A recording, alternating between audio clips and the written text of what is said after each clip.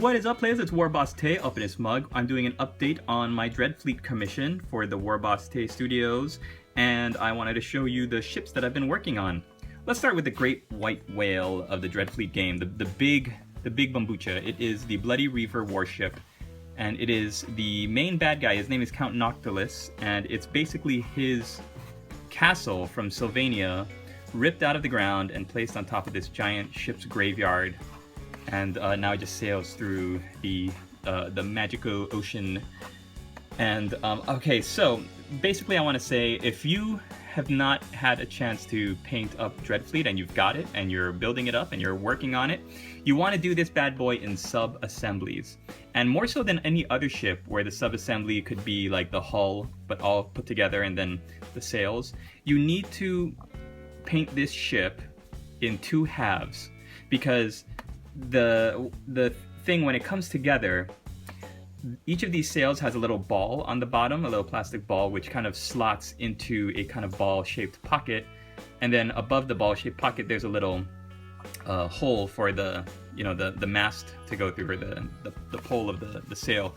So if you build it together, there's no room to slip that ball into, and if you shave or cut off that ball and then you just try to slot it in, there is either not enough room because that ball is a good amount of space, and so your sail is going to be a little shorter, and especially for these two in the back, it's going to be too short to I guess slot in sturdy enough so that it won't move.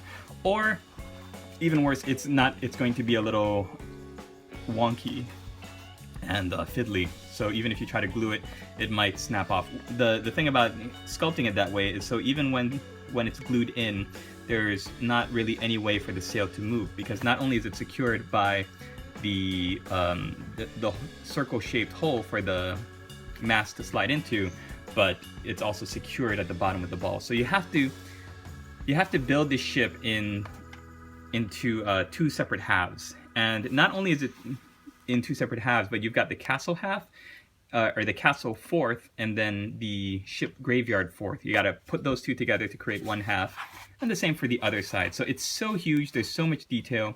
In the front, you've got the prow, you've got all the stonework, and there's like a stone path leading out of the skull face, and along that, and all along the bottom over here, you've got, let's even zoom in maybe, you've got rusted anchors and little areas where they've got cannons sticking out. So you've got a lot of detail you got to work on. I painted the bottom of these bone projection things with BL tan green to kind of create a look of like moss, seaweed growth on it. And then when you're working on the ships themselves, I followed the heavy metal color scheme, but you've got a lot of options when you're painting these warships. You've got 1 in the front, 2, 3, 4, 5, and 6. So you can really be creative with your colors. I wanted to stick to, like I said, the heavy metal color scheme, but you can really be creative and do ship designs and color schemes from bunch of different like provinces, kingdoms. I think even this one in the front is from a chaos ship, because you've got the 8-pointed Star of Nurgle.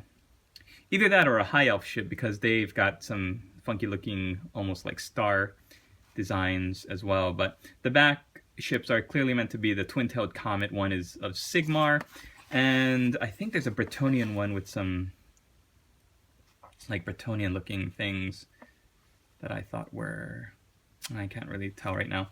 At the top you've got the castle and the citadels and all of the work there. I mean, just the ability to paint a model and make it like so incorporated, like so that you're painting a piece of scenery, I think was great of the sculptors. You're painting a tiny piece of scenery, which is also a warship. I love it.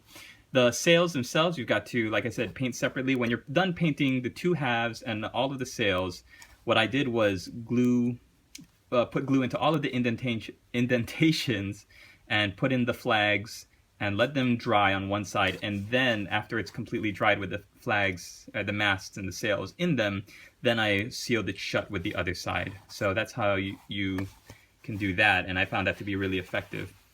Bloody Reaver on the front. Like I said, you gotta paint the sail separately, or else there's no way you're gonna be able to paint the word bloody, because it's covered pretty much by this tower there. And in the back, there's a scroll. I don't know why there's a scroll on this flag in the back.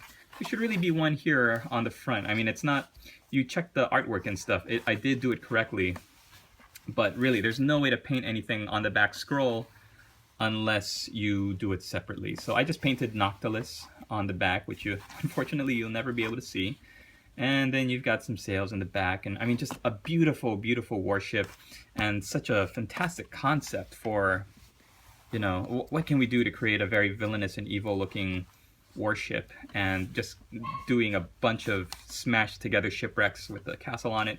Beautiful. All right, let's take a look at some other stuff. You've got the Curse of Zandri, which is the Tomb King's one, and it's kind of, I don't want to say powered by, but you've got lots of oars in the water, as well as these guardian statues, which I think are meant to look like marble necrosphinxes and war sphinxes and stuff. So I painted them using the same color scheme that I used for my War Master Horus green marble, and I'm really happy with the way that came out. I actually have to put some gloss varnish art coat on it to give it that glowy kind of finish to it. But I did the pyramid using the new gold colors from Games Workshop, which are really, really good. I think they're comparable to the Vallejo liquid gold colors, and you don't need isopropyl alcohol to clean your brush after, so that's good too, which you do need if you're working with the Vallejo colors.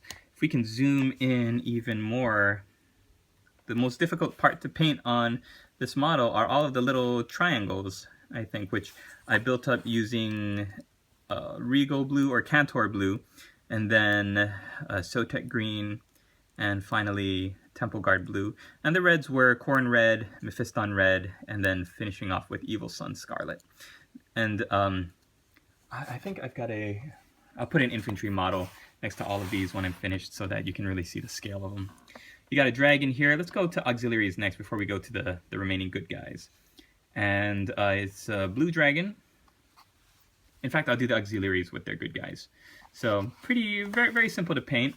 Astronomicon gray or Celestra gray, and shaded with a watered down shadow gray or the Fang. I think I actually used rust gray, and then painted back up. I did the wing membranes and Rackhearth flesh to give it a little bit of a different color. I think the painting guide in the White Dwarf says just leave it the same color, gray blue. White blue, but I decided to go with more of a bone color for the wings just to be able to see it across the field. The cool thing about this guy is you've got the dragon here, which they paint in this kind of blue-white color, but the dragon on the back of the sea drake here is painted in red. And so that's fun because you get to paint up different dragon color schemes, and I had a good time painting that. Speaking of the sea drake, this is one of the harder ships to paint. You think the Bloody Reaver is tough to paint. This boy is just as tough because of the clean lines you have to create using the blue and the bone ivory as well as the white. So you've got three different colors that are really mainly sticking out. The ivory white bone colors of the towers, and the obviously the light blue, and you've got two different shades of blue. You've got the enchanted blue, the deep blue that fades from like a dark to a light, as well as the light powdery gray blue. And I think I did a pretty good job showing the difference between those. You got the bone, you got the blues, and finally you've got this kind of grayish white of the hull of the ship. And if we can zoom in a little bit, that was basically just Celestra gray highlighted up with Vallejo's, I believe it was ivory and then white. And because you've got that Celestra gray underneath it, it has a more of a bluish gray tinge to it, which is really, really good. And it's nice because if you dry brush and are careful, you can really see the little, I guess, windows on the towers there really nicely. And you've got all the windows at the top too. You got to paint blue to maintain the effect. There's some gems on these towers, which I kind of painted like how I see most of the high elf scenery that Games Workshop does, with a little bit of a red ruby effect in there. So, oh, and also you've got boat throwers on the decks. Those are like the weapons, the high elf boat throwers. So I painted those with a little bit of blue to match the sails. There's that guy. You're not going to see the Sigmar, the Heldenhammer again in this video, but this is the auxiliary that goes with him. It's a little tiny ship, and I painted it in the same colors as the Heldenhammer and free-handed a little twin-tailed comet on there. Or not finally, but next you've got the, I forget what it's called, something of Grungni, and it's a Dwarf warship painted up with hard, cold iron and steel. And this one you do want to paint also in sub-assemblies, 2 halves, and the center piece, which also has the little dirigible air balloon. So painting it just separately in sub-assemblies might seem like hard work if you're not used to doing that, but it's a lot easier to get all of the intricate details. Imagine if I glued this thing together and I'm trying to get to the dirigible. There's no way I could be able to paint the back fins or the sides of the back fin, and even down the sides of the balloon itself or the front. In fact, I don't think you'll ever see that the bottom of the front of the dirigible is painted green like this guy. This is the auxiliary for the Dwarf warship. I painted it exactly like the one in his older brother, but you'll never see a lot of these details because it is kind of stuck in there in the ship. But I painted them pretty identically, and I'm really happy with the way both of them turned out. You've got so many cannon ports here. The tricky thing if you want to get a good effect, I think, is when you're painting, I did it all in lead belcher first, and then I painted the gold details, again using the gold base color from Citadel Miniatures, and then I did black in all of the cannon ports. The reason why I did that instead of going to silver is that you really get into the pockets and the shadows, and you create some really nice shadows there. And then when I went back over with lead belcher, then it kind of makes a pop of silver that you could see in all the little cannon ports. The green is basically just warpstone green over, I believe it was flesh, to have a nice bright green color there. And I've got 2 more auxiliaries that I want to show, and then we'll go on to the last warship. So this one is from the Curse of Zandri, or not the Curse of Zandri, the Flaming Scimitar, which was the kind of Arabian ship with the fire djinn and the genie and the water elementals and stuff. So I had to freehand the center, I guess, design, again, because there's no embossing on these smaller warships. So Stuki's toy. You can see that I'm using the purple and the bone of the warship that is like the bigger cousin of it. And then I want to show you here another freehand design I did to mirror the last warship. And it was a lot easier than I thought. I didn't think I'd be able to get a handle on the freehand as well as I was able to. Luckily, I've got the Rosemary and Company brushes, which helped me a whole lot. The point on the ends of those brushes are just fantastic, and I was able to have terrific brush control. I didn't even have to thin down the paint too much.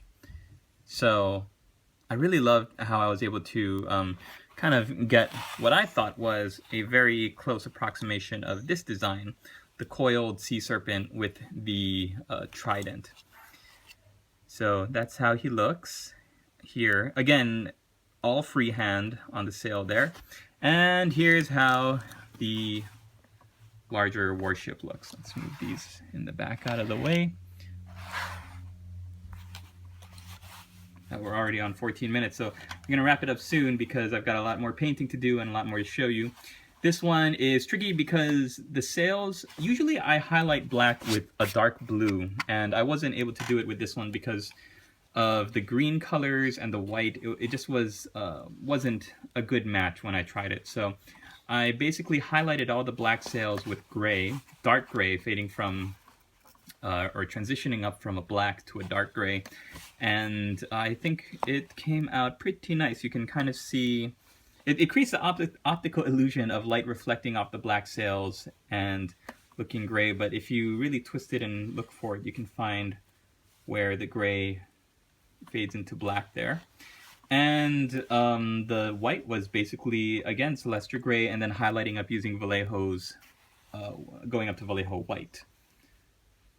Speaking of Vallejo products, the bases are kind of glossed over, and you see that texture, this kind of shimmery water texture. That's done with Vallejo's water texture effects, and I'm really happy that I'm using it because it's such a great product for Dreadfleet or any kind of like ocean effect, because it creates almost like a rippling wave surface even without the expertly, like, terrifically done base work here. So, if you're tackling Dreadfleet, my advice to you, now that I'm done with all the warships and I'm getting onto the terrain, is to really think about how you can do each ship as a sub-assembly where you can get to all of the sails. You might not be interested in freehanding the sails like I have been. Maybe you are just more into let's get it done and on the table, and I don't want to take the time, and maybe you're not comfortable with painting the models.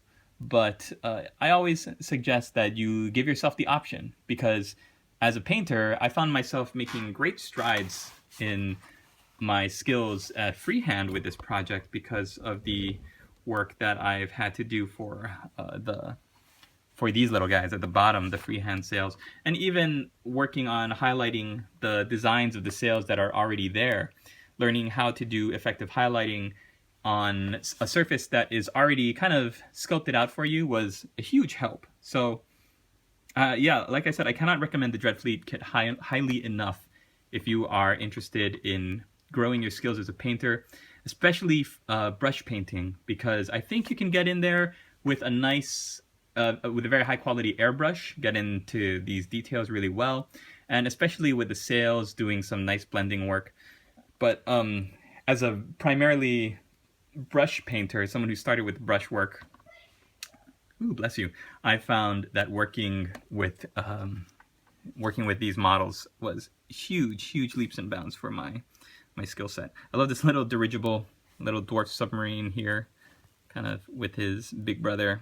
So yeah, like I said, great detail on these models that you might not even see the second, third time you look at them. But thank you for watching, everybody. Hope you enjoyed this video. I've got a lot more work to show you.